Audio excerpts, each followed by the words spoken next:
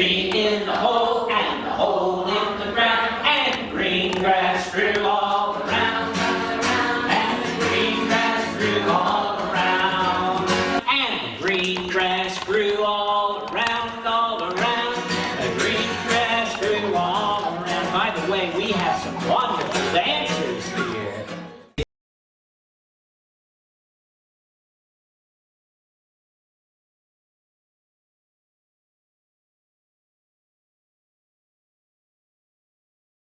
There's an old tall tale called The Split Dog. I've heard it all my life, and I never paid much attention to it until I started twisting balloons, and then I saw that the balloon would make a perfect prop for this story.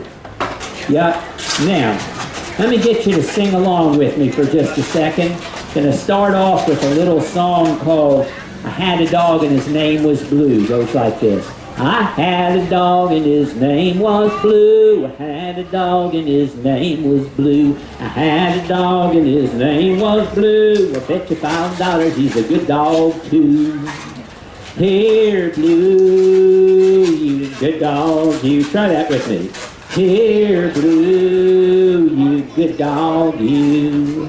Well, I shouldered my gun and I tooted my horn. Gonna catch a possum in the new ground corn. Old Blue barked and I went to see. He'd cornered a possum in a cinnamon tree. Here, Blue, you good dog, you. Here, Blue, you good dog, you. Well, now, old Daniel Boone had a dog named Blue, and he was a good sniffer. He could stick his nose down on the ground here in Cary, and he could smell a raccoon over in Asheville. Well, one day, they were running across a field of tall grass, and old Blue, he was leaping high so he could see where he was going. And one time, he leapt up way up high into the air, and when he came down, there was an old sawmill blade hidden there in the grass. He came down right on that sawmill blade, cut him right in two. Front end split off from the back end just like that. But Daniel Boone was always prepared. He had a little baggie in his pocket with super glue in it. He took some out, he slapped some on the front end, he slapped some on the back end, and then he held them together. Count with me to 5. 1, 2, 3, 4, 5. Blue was all back together again. He barely missed a heartbeat. He blinked his eyes a couple of times. Whoop, whoop. He barked. He was ready to go. Well, he was almost ready to go. You see, there was one small mistake that Daniel made. He was in such a hurry to get them back together again that, well, you tell me if you know what he did that kind of caused the problem. He put him to, what did he do? He put his tail on. He put his tail on upside down. Oh my God, you're thinking that poor hunting dog, aren't you? That's what you're thinking, aren't you? Go ahead and admit it. You're thinking, that dog ain't gonna hunt no more possum, aren't you? Say that, that dog ain't gonna hunt no more possum. Well, you're wrong. Because you see, old Blue, he was a clever dog, and he was very, very persevering. He learned to run on his front legs. He just watched old Daniel and he copied him. He'd run alongside old Daniel, but he had one advantage. When his front legs got tired, why, he just flipped over and on his back legs. That's the story of it.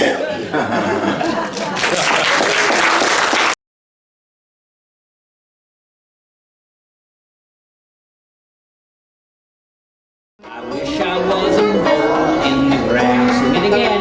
Oh, I wish I was a mole in the ground. Oh, you sing great. If I was a mole in the ground, I'd root that mountain down. And I wish I was a mole in the ground. Now, the thing about these old songs is a lot of them were made up by just ordinary people like you and me and your teachers and your mommy and poppy and your grandma and grandpa. So I thought it's always fun to see if we can make up a verse to this song. All you need is an animal and a place that that animal is.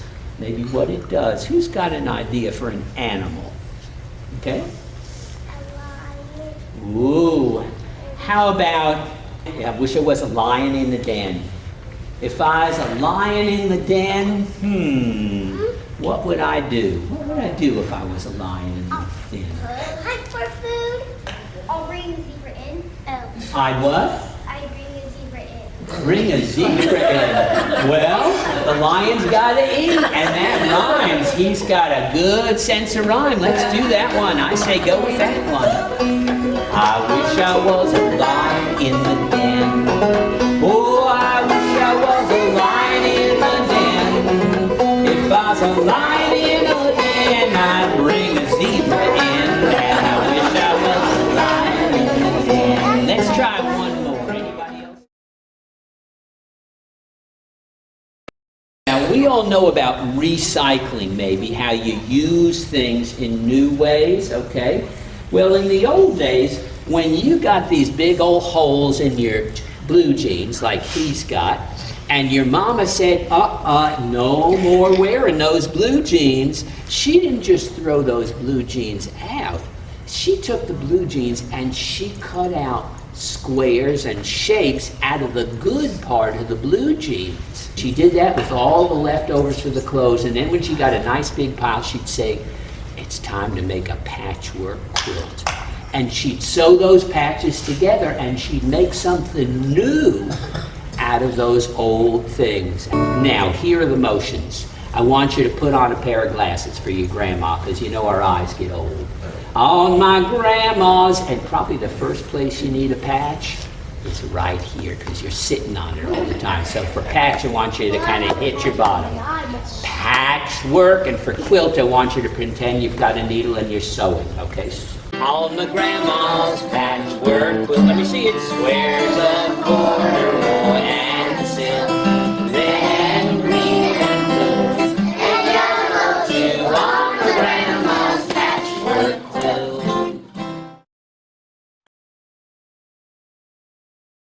I'm gonna make you guys a flower, but I'm gonna start with the green part on the bottom. Okay? Now look here. There's the leaves, okay? There's the leaves. And I need somebody to hold this for me. Would you hold it for me? Okay. Bet you can't figure out how I'm going to make a flower out of this, but I can. I'm making a flower. There's one petal. Here's another petal. Once upon a time, there was a king named Solomon who was very smart. He was like the leader of the country, and there was a queen, and she was also very smart. And one time, the Queen of Sheba invited King Solomon to come and visit him. And she really invited him because she wanted to prove that she was smarter.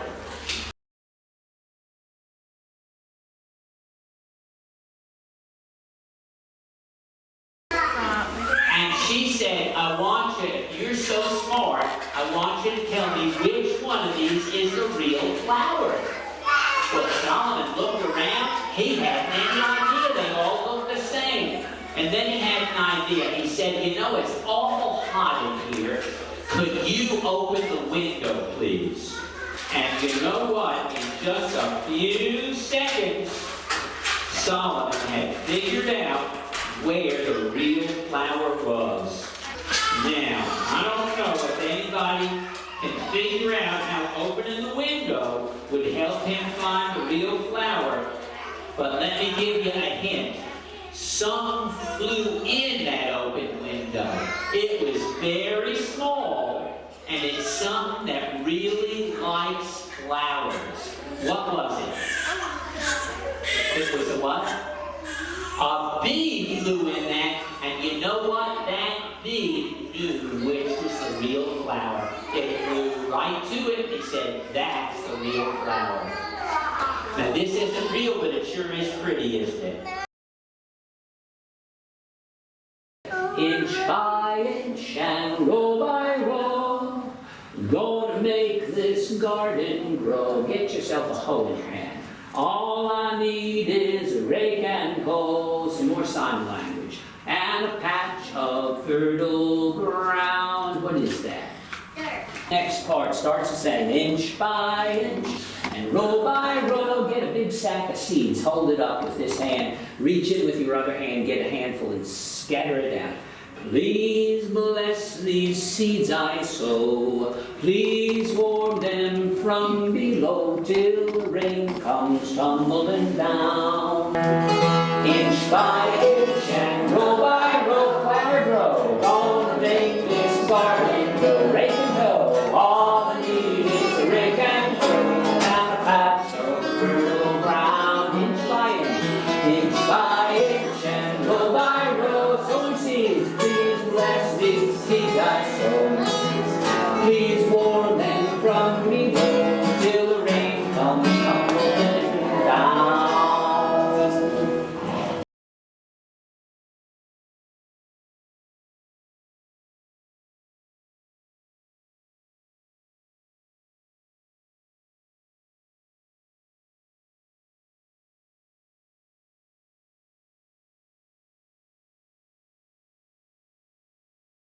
If you live way back in the mountains where there are deep valleys and it rains, that rain collects pretty soon in those valleys. It fills them up. That happened to me once when I was out in the mountains. I was singing with some kids back in a little community center way back in the mountains, and it rained and poured. And when I went to drive out of there, I got to that valley and the water was about this deep.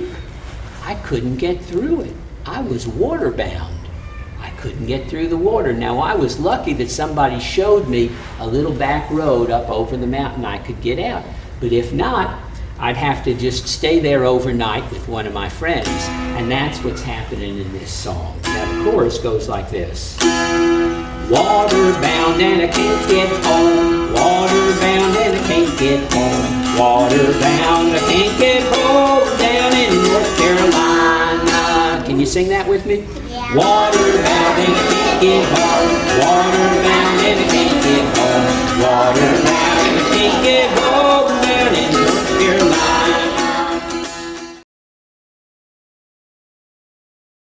This short time to be here with you, and a long time to be gone. Wanna try? Little birdie, sounds good. Come and sing to me your song. I'm a short time to be here with you, and a long time to be gone.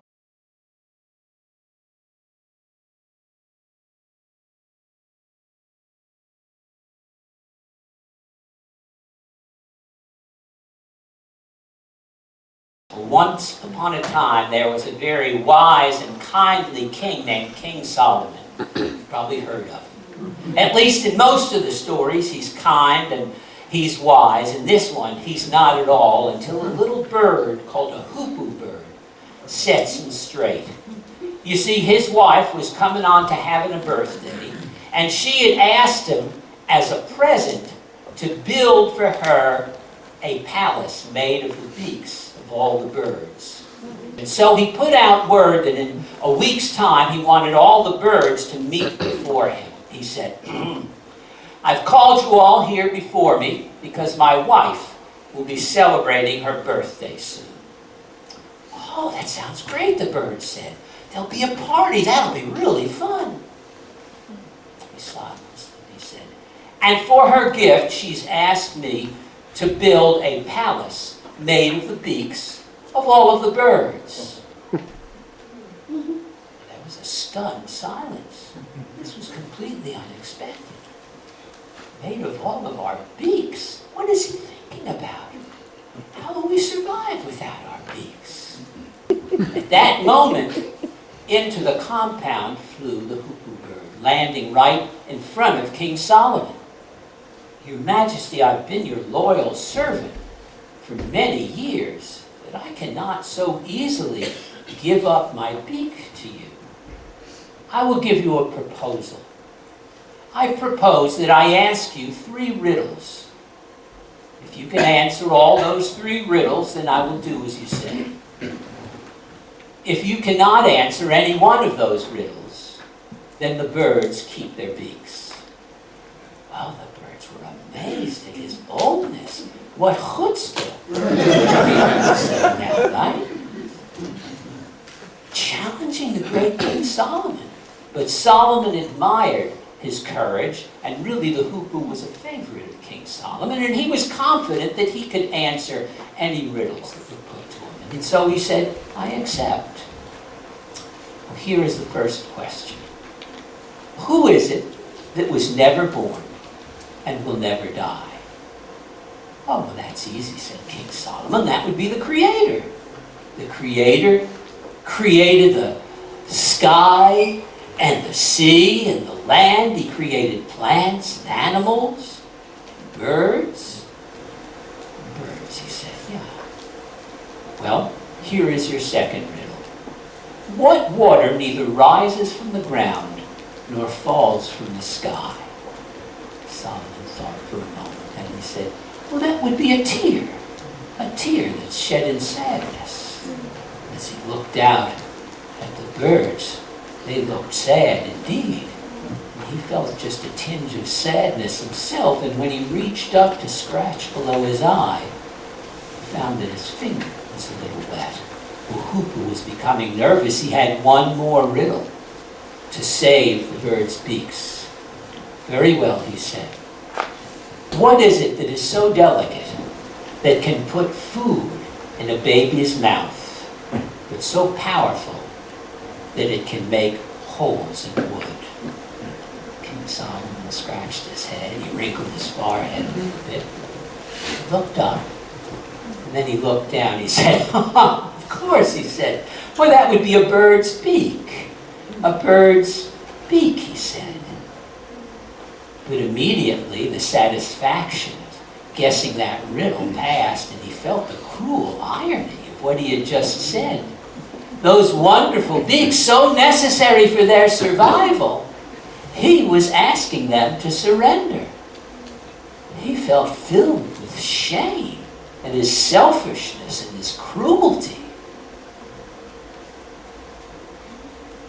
He picked up the hoopoo bird and he looked at him. He said, my friends, I have answered the hoopoo's 3 riddles, but there is a question that I cannot answer. Why should each of you give up his beak to me? I have no right to those beaks. They are necessary for your survival. He said, my friends, I beg your forgiveness for my cruelty and my insensitivity. Please forgive me. And hoopoo, he said, I thank you for your courage and your wisdom. You are wiser than I am. And he called for the royal goldsmith, and he had him build a royal crown for the hoopoo. And he wears it to this day, and it reminds us that every living thing on the earth has something to teach us about how we live.